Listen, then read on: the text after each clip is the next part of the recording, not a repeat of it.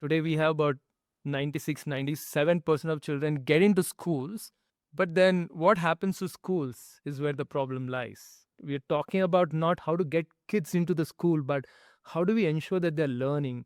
If I imagine myself in my childhood, I had a healthy family. I got to go to a good school. When I came back home, I could always ask any doubts that I have, support with preparations for exams. More importantly, I had role models. Very true. I had maybe a sibling or a cousin. Most of our kids come from tough backgrounds, the kids that we currently work with.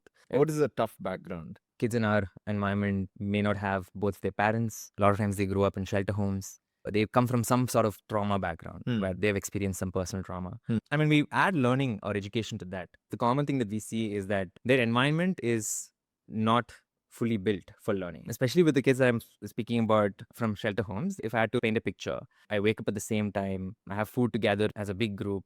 For a huge group of children, there's one caretaker who's supporting them. Then when I go into school, again, I'm treated as a part of a big group. Right? One class with 50 kids, 60 kids. And compare that to how, as a kid, we used to feel like we're very important, like we're seen. Our concerns are heard. There's somebody personally making me feel like if I make a mistake, making me reflect on it, or if I do something good, helping me acknowledge it. You remove all of that. Then you say, now you catch up on education. I think that's very hard. The odds are really stacked again. Yeah. Yeah.